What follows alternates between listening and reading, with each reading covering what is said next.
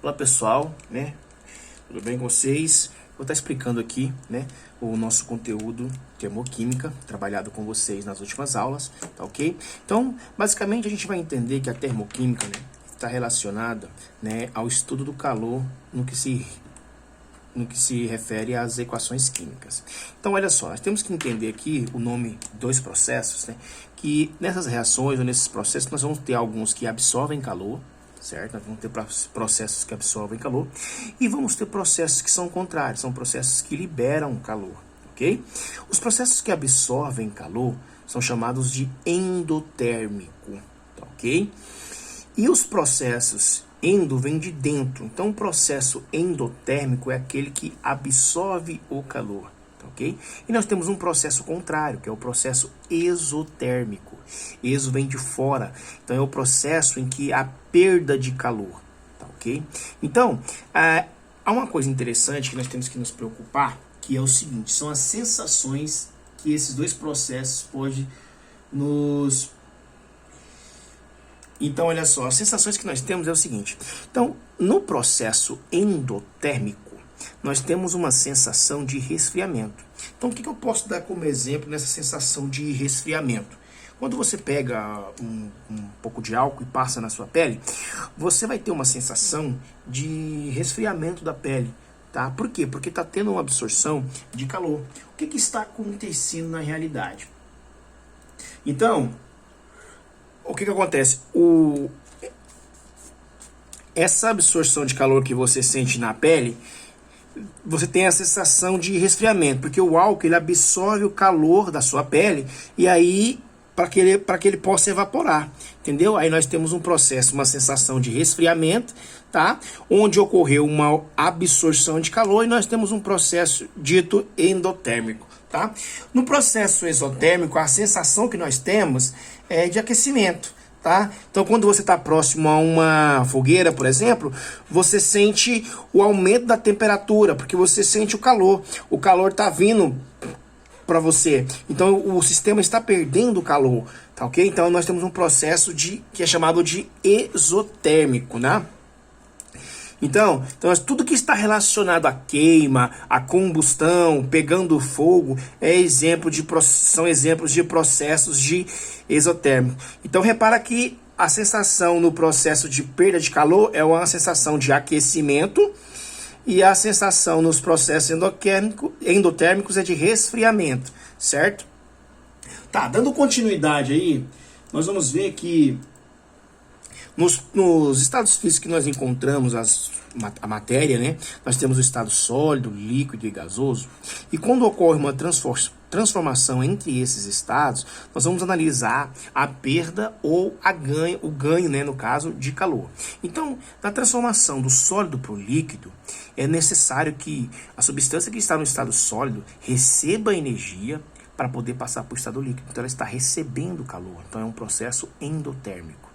Quando eu passo do líquido para o vapor, para o gasoso, também tem que receber energia para poder passar para o vapor. Então, quando eu tenho lá uma água e ela está em aquecimento, para passar ela para o vapor, essa água vai ter que aumentar sua energia. Então, ela vai receber calor para depois passar para o estado gasoso. Então, esses dois processos aqui, né, do sólido para o líquido, do líquido para o vapor, são processos endotérmicos. Há um aumento da energia. Eu coloquei essa setinha aqui, tá, representando que nesses processos nós temos um aumento da energia. São processos endotérmicos.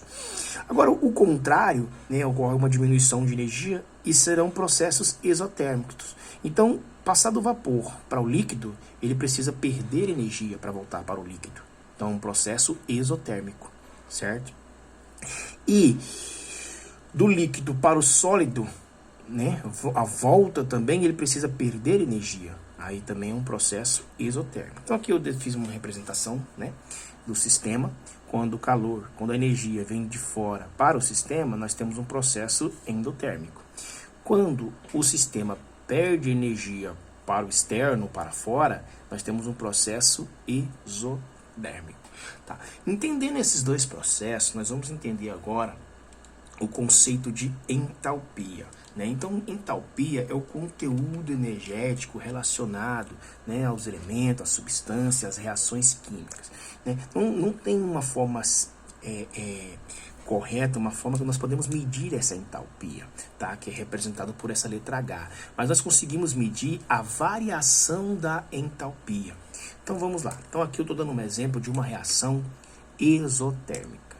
Então nós temos aqui, né, um reagente A, né, formando um produto B. Então nós temos uma substância que está formando uma outra aqui, né, ou está mudando o processo de A transformando em B, e o calor está de cá. Como é exotérmico, então ele está liberando calor. Repara onde que eu coloquei o calor aqui no nosso produto. Então eu tenho um reagente transformando em um produto e liberando calor. É uma reação dita exotérmica, tá? Essa reação aqui, se do reagente A para transformar em B eu vou perder calor, isso significa que aqui o A ele possui mais energia do que o B. Tanto que quando ele transforma em B, ele tem que perder essa energia. Então, HA, isso aqui, a entalpia de A, ela é maior, lembra lá da matemática, esse símbolo de maior, do que a entalpia de B. Então, toda vez que aparecer para nós agora esse H aqui, quimicamente falando, nós vamos entender como entalpia. Então, a entalpia de A, ela é maior do que a entalpia de B. Em tese, para calcular a variação de entalpia, eu preciso da entalpia do produto, que é a final, menos a entalpia do reagente, certo? Quem que é o meu produto aqui? É o B. Então, entalpia de B menos a entalpia de A, que é o meu reagente. Como aqui, e aqui eu nem tenho valores, né? Mas como aqui eu posso reparar que eu disse para vocês que a entalpia de A ela é maior do que a entalpia de B, então se eu vou pegar a entalpia de B e subtrair por entalpia de A, e a de A ela é maior, então esse meu valor vai dar negativo. Ele vai ser menor que zero. Então, toda vez que eu tiver uma reação exotérmica, a minha variação de entalpia, esse delta aqui representa variação. Então, eu vou ler aqui, ó, delta H, eu vou ler variação de entalpia, que o H já disse para vocês que é a nossa entalpia, ok? Então, delta H, símbolo de menor, né, do que zero, ou seja, o zero ele é maior do que o delta H. Toda vez que isso acontecer, eu vou ter uma reação exotérmica.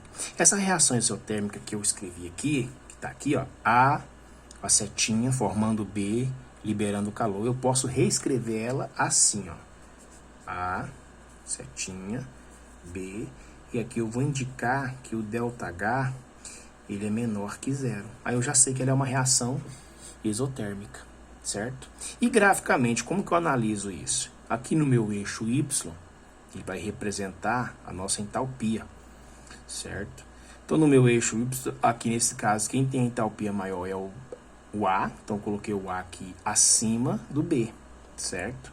E o que que vai acontecer em relação à energia? Vai perder energia, certo? Então, na reação exotérmica, o meu gráfico ele vai sempre representar aqui uma seta para baixo. Então, uma maneira de eu analisar se uma reação é exotérmica é analisando graficamente. Se essa setinha estiver para baixo, ela é uma reação exotérmica. Vamos à nossa parte final aqui, que é a reação endotérmica, tá? Olha aqui, eu coloquei X e Y, e lá eu coloquei A e B, mas isso vai representar elementos, substâncias, né? E aqui está representando de forma generalizada. Então, na reação endotérmica, olha onde que está o meu calor aqui, ó. Ele está no lado dos meus reagentes. Então, eu vou ter um reagente X aqui, que vai absorver esse calor para formar o Y, tá? Essa é a relação. Então, imagina que eu tenho aqui um bloco de gelo, que seria o meu X. Ele tem que absorver o calor para virar água líquida, que é o nosso Y, por exemplo, né? Então, nesse caso, como o calor está de cá, então quer dizer que o Y, a entalpia de Y, ela é maior, aqui a boquinha aberta para o lado de cá agora, o contrário do exemplo anterior, no produto. Então, o processo de calcular a entalpia é o mesmo, ΔH é igual o H final menos o H inicial, né? H final é o do produto e o inicial do reagente, HR e HP. Então, quem é o final é o Y. Então, a entalpia de Y menos a entalpia de X. Como a entalpia de Y agora é maior, então esse valor aqui, ó, é maior que esse. Então, naturalmente, se esse é maior que esse, eu vou subtrair esse por esse, então meu valor vai ser positivo, vai ser maior que zero. Então, aqui, na reação endotérmica, o meu ΔH, ele é maior que zero. E olha como é que fica graficamente. O Y tem energia maior, coloquei ele em cima, né, o H aqui, a entalpia de Y, e o X eu coloquei aqui embaixo, porque a entalpia dele é menor. A energia dele é menor. Então, o que vai acontecer aqui, ó? A seta vai para cima. Aí vai representar que eu tenho aqui uma reação do tipo endotérmica, certo? Então, juntamente com essa explicação aí, eu vou passar alguns exercícios, tá? E é isso. Até mais para vocês, até mais, uma boa noite e até a nossa próxima semana. Tchau, tchau.